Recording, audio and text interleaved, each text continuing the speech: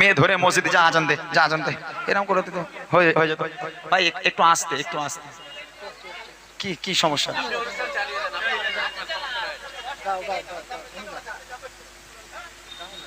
বলেন না কি কি সমস্যাটা? আরে ওদের তো ওইদিকে কে করুক না,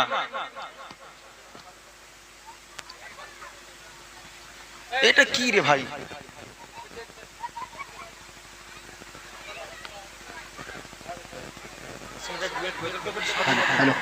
এই নারী তোমার কণ্ঠের আওয়াজ জোরে হলে আল্লাহ নারাজ,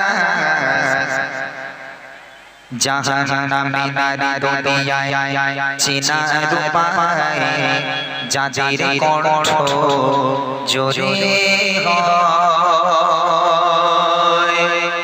যে সমস্ত মেয়েরা জোরে জোরে কথা বলে, যে সমস্ত মেয়েদের কণ্ঠের আওয়াজ পাশের জন্য শুনতে পায়, প্রথম তো জাহান্নামী তারাই। কিভাবে জাহান্নামী? কবি লিখছে দেখেন, এই নারী তোমার কণ্ঠের আওয়াজ জোরে হলে আল্লাহ নারাজ, এই নারী তোমার কণ্ঠের আওয়াজ জোরে হলে আল্লাহ নারাজ, জাহান্নামী নারী দুনিয়ায় চিনা রূপায় যাদের কণ্ঠ জোরে হয়।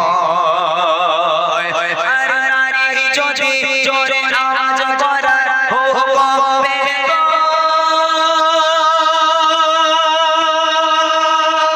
তবে এদের আজানের বাজায় জগৎ মিরাজ থেকে এসে নবে, মিরাজ থেকে এসে নবে সাহাবীদের শোনায়, সাহাবীদের শোনায়, নারী তোমার কণ্ঠের আওয়াজ জোরে হলে আল্লাহ নারাজ, নারী তোমার কণ্ঠের আওয়াজ জোরে হলে আল্লাহ নারাজ, জাহান্নামী নারী দুনিয়ায় চিনা রূপায় যাদের কণ্ঠ জোরে হয়। কণ্ঠ প্রথমে আসি জাহান্নামী কারা? যাদের কণ্ঠের আওয়াজ জোরে হয়। ওরে আল্লাহ, আপনাদের শশীপুরের মানুষ ভালো, এখানে যেহেতু ভাই ভালো তো, এখানকার মেয়েরা ভালো তো, হ্যাঁ ভাই বলেছে ভালো, নইলে তো বাড়ি উঠতে দেবে না, ওই জন্য বলেছে ভালো। যাই হোক, এখানকার মেয়েরা ভালো। তবে আমাদের রাজারহাটের দিকে যদি একজনের বাড়ি স্বামীর সঙ্গে চুল ছেঁড়াছেঁড়ি করে, তিনটে বুথের মানুষ জানতে পারে যে অমুকির বউ হ্যাঁ স্বামীর সঙ্গে ঝগড়া করছে, চুল ছেঁড়াছেঁড়ি করছে। ওরে আল্লাহ, ওর গলায় যে আল্লাহ এত জোর দিয়েছে, যদি মুখ্যমন্ত্রী মমতা ব্যানার্জি জানতে পারে, ও তুলে নিয়ে যাবে, চল আমি পাশে বসবো, তোরে আজকে প্রধানমন্ত্রীর সিটে তোকে বসাবো। ওর গলায় এত জোর, বাপ রে বাপ। 1,24,000 পয়গম্বর নবী দুনিয়ার বুকে এসেছে। কেউ কোনোদিন শুনেছেন কোন নারী নবী হয়ে এসেছে? আচ্ছা, আল্লাহ পাক এই 2,24,000 পয়গম্বর সব ছেলে না দিয়ে, সব পুরুষ না দিয়ে 1 লক্ষ তো মেয়েদেরকে নবী করতে পারতো, কিন্তু আল্লাহ পাক কি মেয়েদের নবী করেছে? কেন করেনি জানেন? নবুয়াত মেয়েরা কেন পায়নি? তার কারণ হলো, মেয়েদেরকে যদি নবুয়াত দেওয়া হতো, যদি মেয়েরা নবী হতো, তাহলে মেয়েরা যখন দাঁড়ে দাঁড়ে ইসলামকে প্রচার করতে যেত, ইসলামের বাণী ঘরে ঘরে পৌঁছে দেওয়ার জন্য যেত, তাতে করে তাদের পর্দা লঙ্ঘন হতো, তাদের কণ্ঠের আওয়াজ মানুষের কাছে পৌঁছে যেত, এতে করে বিভাদ সৃষ্টি হতো, বিশৃঙ্খল সৃষ্টি হতো। যার কারণে আল্লাহ পাক আল্লাহ তাআলা মেয়েদেরকে নবী করে দুনিয়ার বুকে দেয়নি। সবচেয়ে বড় উদাহরণ হলো, মেয়েদের এই কণ্ঠের আওয়াজ যদি জায়েজ হতো, তাহলে মসজিদের মুয়াজ্জিনা ছেলেরা হতো না, মেয়েরা হতো। কারণ মেয়েদের আওয়াজ মধুর মতো, তাহলে মুয়াজ্জিনা ছেলেদের হওয়ার দরকার কি? একটা করে মেয়ে ধরে মসজিদে যা আজান দে যা আজান দে এরকম করে তো হয়ে যেত। ভাই একটু আস্তে একটু আস্তে। কি কি সমস্যা?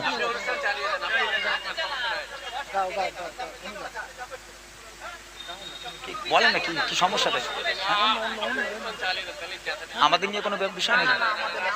আচ্ছা ঠিক আছে, চলো যে কথা বলছিলাম, যদি মেয়েদের কণ্ঠের আওয়াজ জায়েজ হতো, তাহলে মেয়েরা মসজিদে আজান দিতে যেত। যার কারণে আল্লাহ পাক মেয়েদের কণ্ঠের আওয়াজকে পর্দা করেছে। মেয়েদের কণ্ঠের আওয়াজ, তোমার শরীরটাকে ঢাকা যেমন তোমার জন্য ফরজ, তোমার কণ্ঠের আওয়াজটাকেও পর্দা করা তোমার জন্য ফরজ। খবরদার এই কণ্ঠের আওয়াজকে জোরে করো না। কবি লিখছে, ও গো আল্লাহ দেখো লাখো লাখো নবী পাঠিয়েছিল, সবাই তারা পুরুষ ছিল, নবুয়ত যারা পেল, নারী যদি নবী হতো পর্দা লঙ্ঘন হতো ইসলাম প্রচারে উম্মতের দারে দারে নারীর কণ্ঠ ছড়িয়ে যেত আর নারী যদি নবুয়ত পেত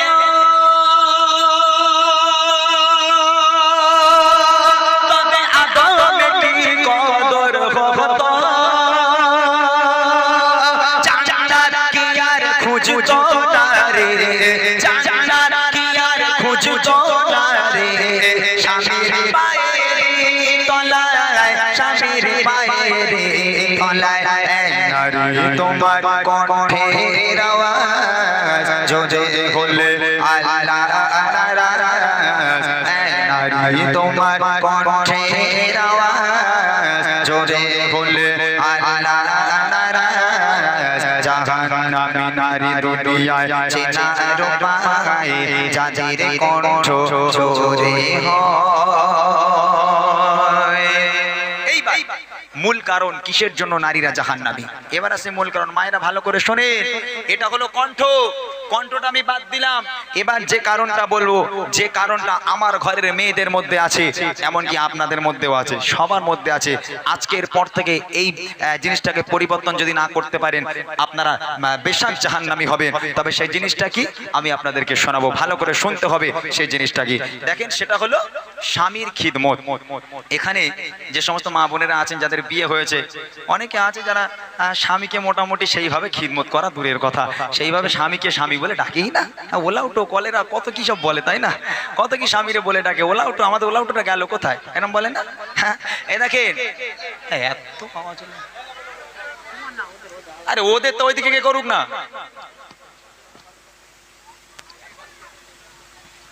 এটা কি রে ভাই?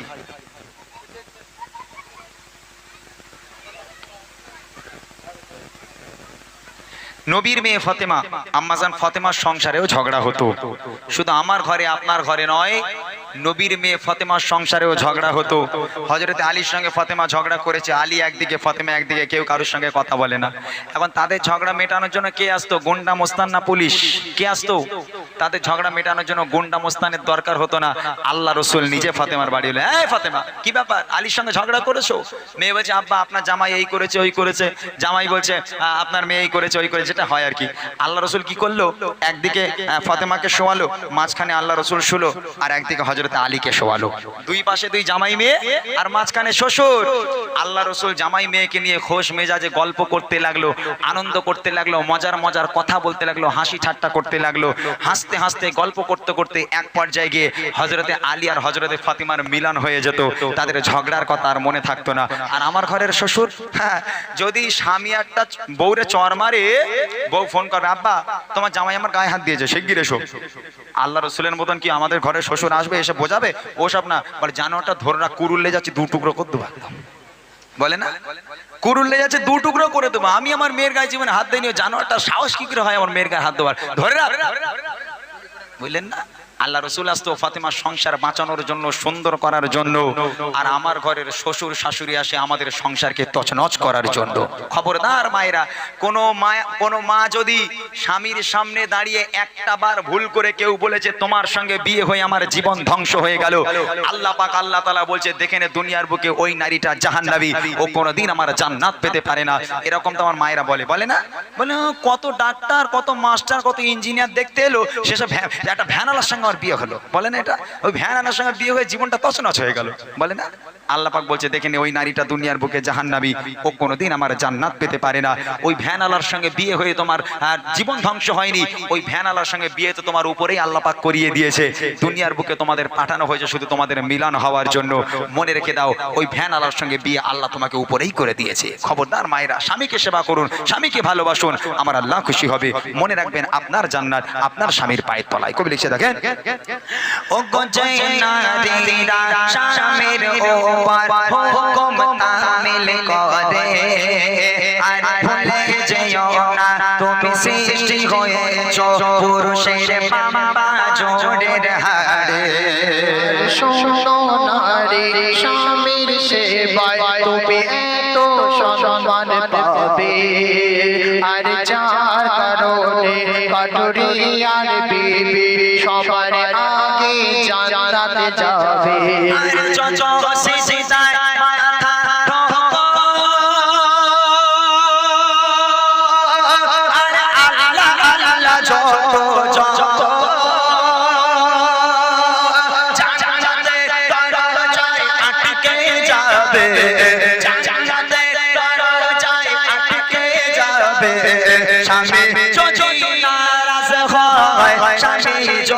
নারাজ হয় নারী তোমার কণ্ঠের আওয়াজ জোরে হলে আল্লাহ নারাজ নারী তোমার কণ্ঠের আওয়াজ জোরে হলে আল্লাহ নারাজ জাহান বিনারী দুনিয়ায় চেনার পায় যাদের কণ্ঠ জোরে হয় যাদের কণ্ঠ জোরে হয় যাদের কণ্ঠ জোরে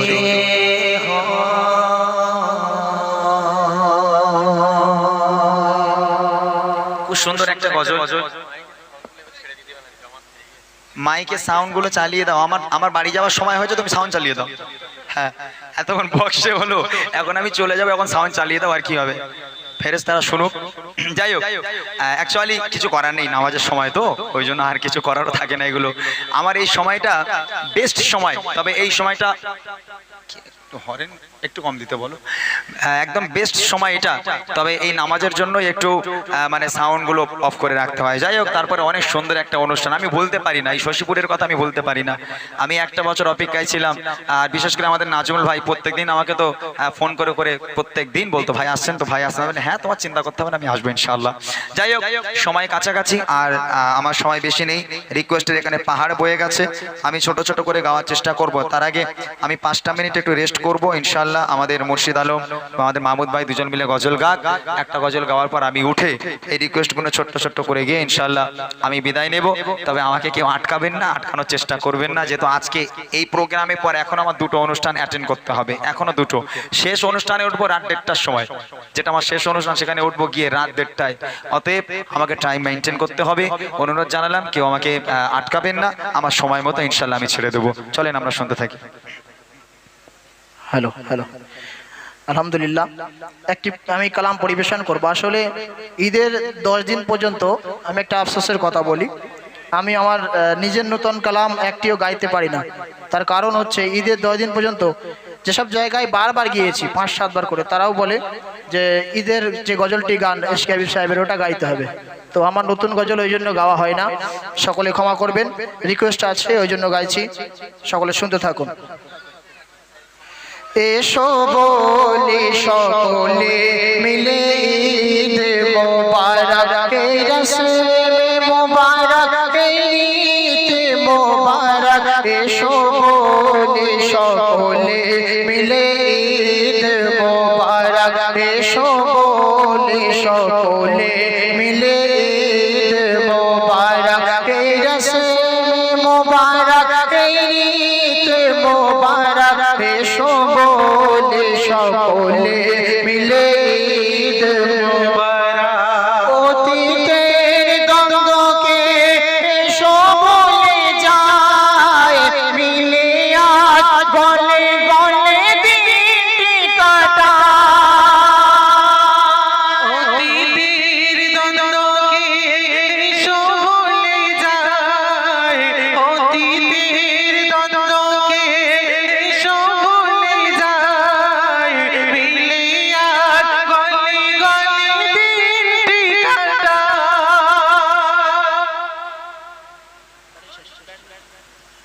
নতুন পোশাকে সেজে আজ সকলে একে অপরে মনকে মাতায় ও গো মনকে মাতায় আজ গার বলে যেন জিত মোবারক আজ গার বলে যেন জিত মোবারক রসে মোবারক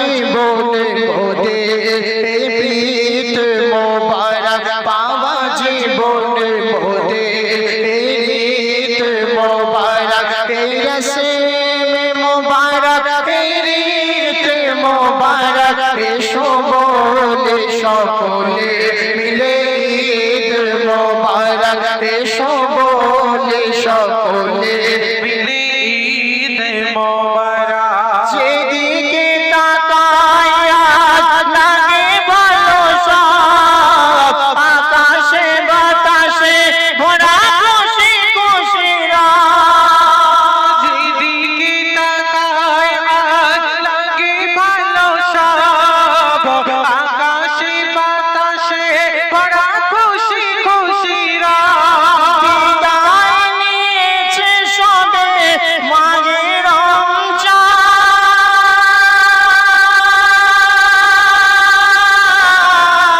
ঈদ নিয়ে এলো এই মহোৎসব, ও গো মহোৎসব।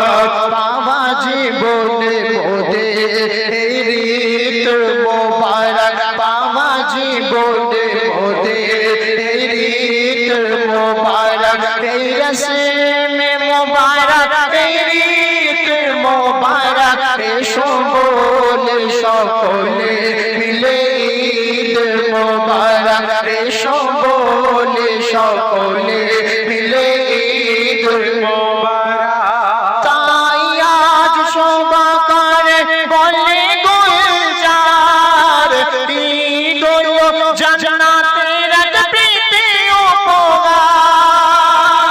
তাই আজ সবাকারে বলে গুলজার, ঈদ হলো জান্নাতের এক প্রীতি উপহার। বড়ই পবিত্র এই ঈদের দিন,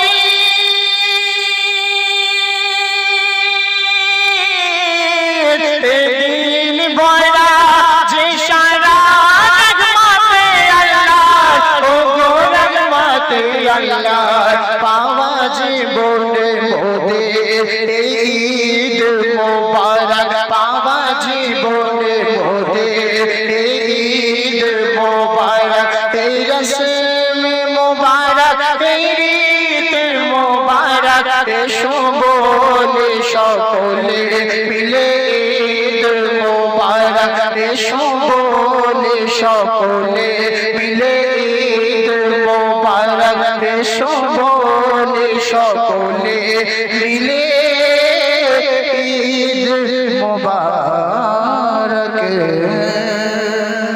হ্যালো বলছি, আমাদের অনুষ্ঠানের চাই একটুখানি ডান দিকে একটা ঢালাই রাস্তা আছে, ওই ঢালাই রাস্তাটা যাদের মানে বাইক আছে বাইকাররা সমস্ত বাইক দিয়ে ঢালাই রাস্তাটা জাম করে ফেলেছো।